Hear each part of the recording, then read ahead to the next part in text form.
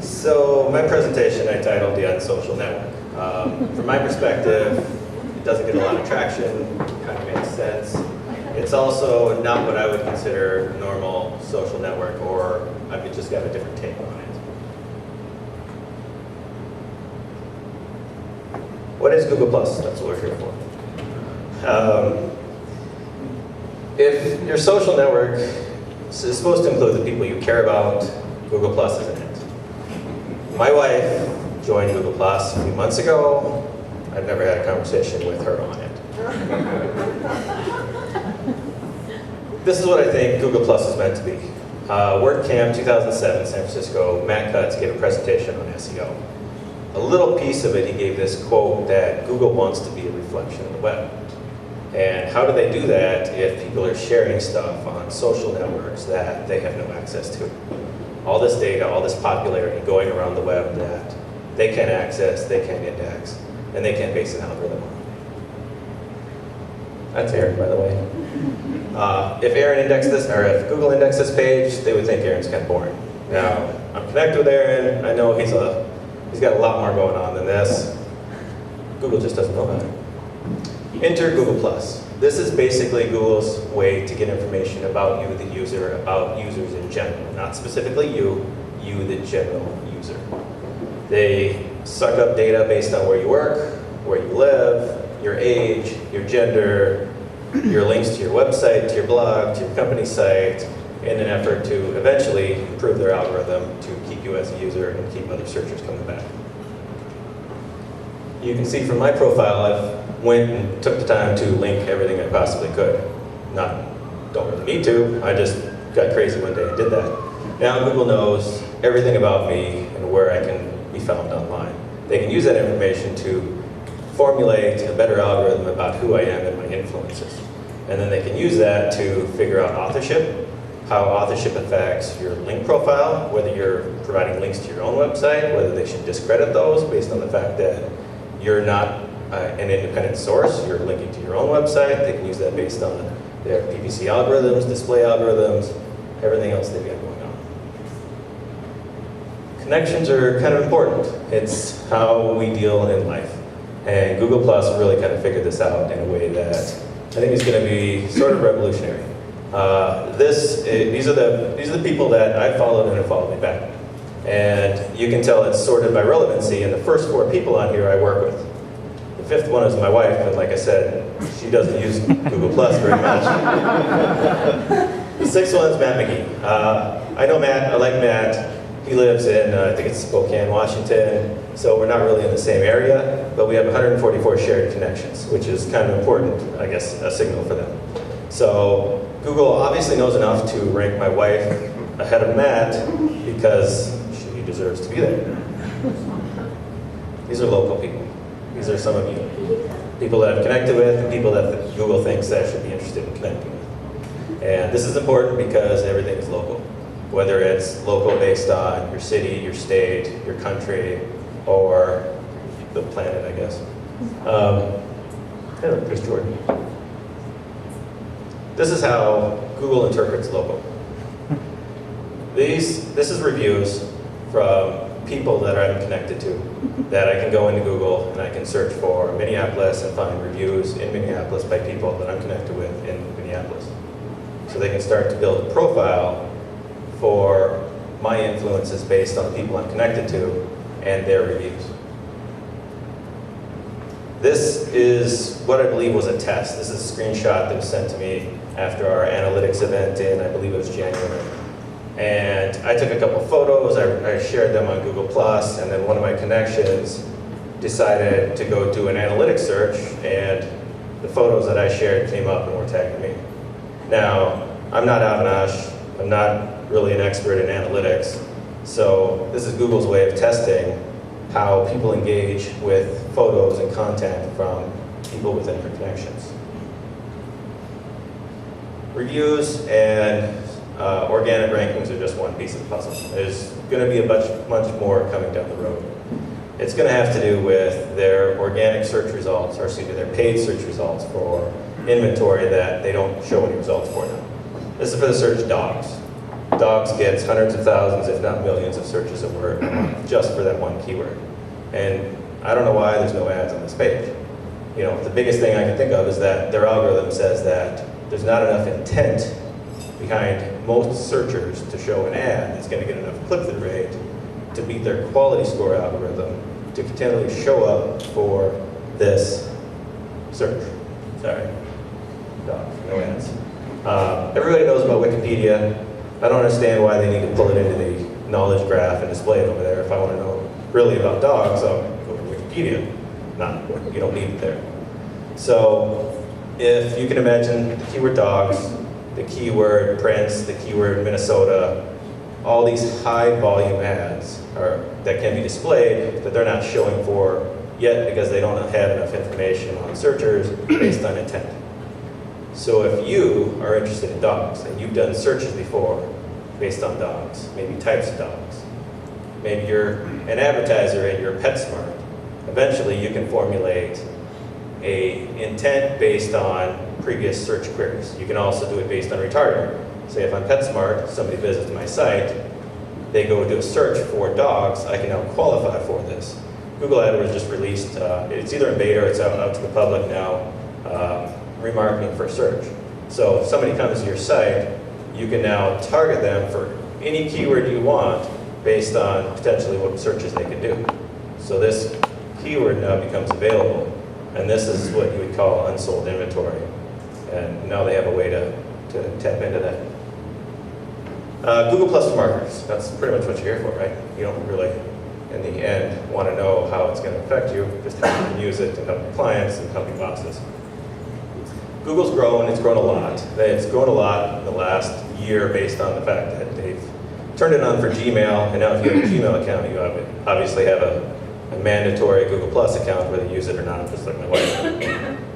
YouTube also feeds into it, which has helped grow their popularity a lot. The interesting stat is now, based on this January study, it's actually the #2 engine based on usage per month, not just total number of subscribers, which is pretty interesting. How to use it for yourself. First thing you need to do is you need to circle people. You need to find them and connect with them. Because basically, if you go back to the things I was saying earlier, Google Plus is going to be about your connections. So if you're connected to somebody and they share an image about analytics, you can potentially influence their results down the road. And if you have hundreds of thousands, or your brand page has hundreds of thousands of followers, you can influence hundreds of thousands of followers just by being in connection.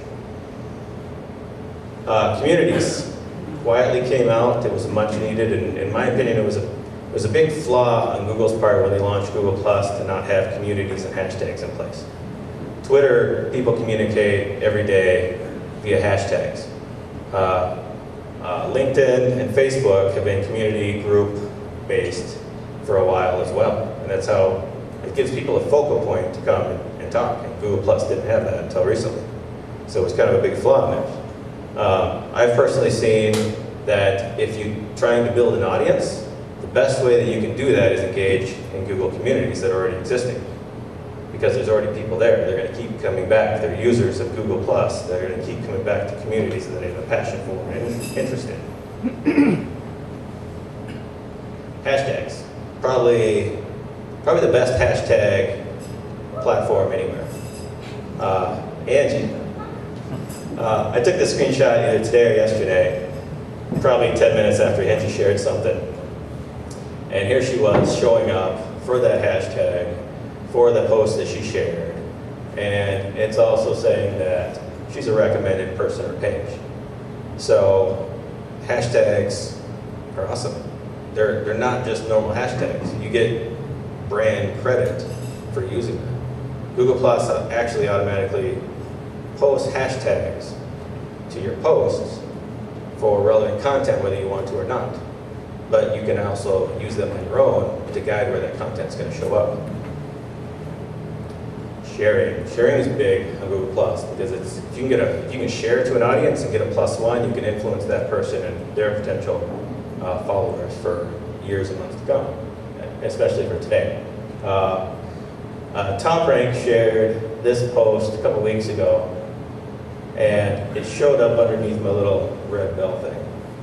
So if you share directly with people, they don't have to necessarily get an email. That could be considered spam and you'll get unfollowed pretty fast.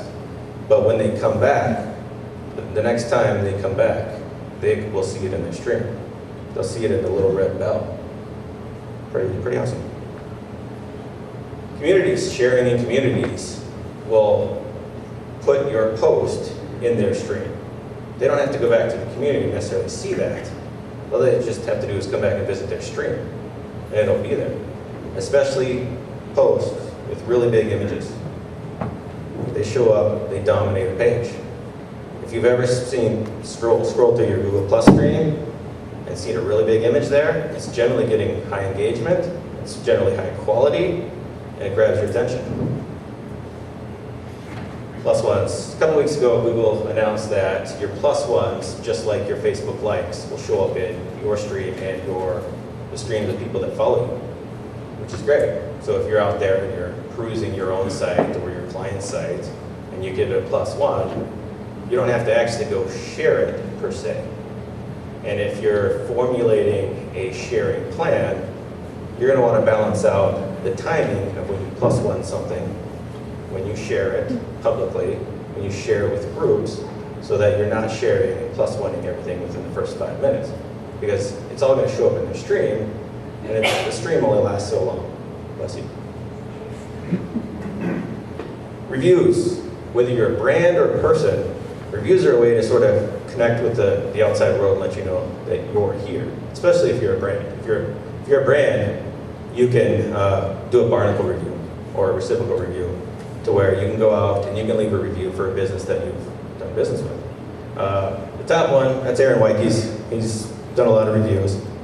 It's a personal example of how you can use it for building your own brand and therefore your company's brand if you're acting as your company. The bottom one is me logged in as my page. I went to the Minnesota Zoo page and popped up, and I have the ability to, as a company, as a brand page, leave a review. So if you've done business with, let's just say you're an attorney, and you've represented a few thousand businesses over the years. So you've been in business for 30 years. You can go leave a review for all the companies you've done business with as your brand page. Now, there's not a lot of reviews currently on Google+. So your review is going to stand out, especially if your review is for you or your brand page, and the searcher who's looking at the reviews notice is connected to you. It'll jump to the top. It's pretty awesome. AdWords. You can use a Google AdWords social extension, ad extension, to enhance your ads. It's a little thing. It says how many followers you have. Your brand name will actually get a link. It actually shows up like PR Web normally unless you cursor over it. So you can't really tell it's a link, but it leads to your page. But what statistically this does is it influences people based on the fact that you're on Google+. You're not just an unknown site and that hundreds or thousands of people have engaged with your brand before. Gives you a statistical bump in click-through rate. Google+ for websites. Authorship and publishership.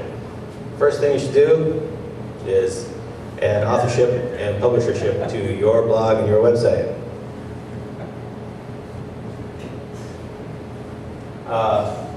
Badges. You should link your website to your Google+ page because you'll increase followers. The screenshot on the right is a set of links that for a client of ours that is just down in the foot. I pulled stats today on it, and they get roughly 50 visits a month to these links. 25 of them roughly are Facebook. That's how powerful Facebook is. But the rest are divided up. So when you think about the footers on your sites and how powerful they can be, it can incrementally add followers, which incrementally influences your search results. The one on the left is a badge. You can get them for your brand, or you can get them for your personal site. These are great to put on a thank you page after somebody filled out a lead, or a thank you page after somebody ordered from you. That's a highly engaged person who might be wanting to follow you. Pretty awesome. +1 everything. Images and video especially. People love to like and share images and video. So any chance you get an overlay where an image pops up, if you're a product-based site or if you've got videos, add +1 buttons to it. You'll get more out of it in the long run. Little sharing buttons can make a big impact in the long run. We're in a stage where tweets aren't going to matter as much in the future, so you're going to have to watch that carefully for your own website, and specifically if it's for a client. If they're in a B2B sphere, you might want to take the LinkedIn and add that in place of or higher up than the Twitter. But in the long run, I think you're going to be better off, especially with Google Plus's engagement, using that Google Plus One button and highlighting that more. Rich snippets. You can add rich snippets to your sites, to your posts. It helps you control the message. So when a post shows up in a search result or it gets shared socially, you have a little bit more control over how it's formatted. And that's all I got.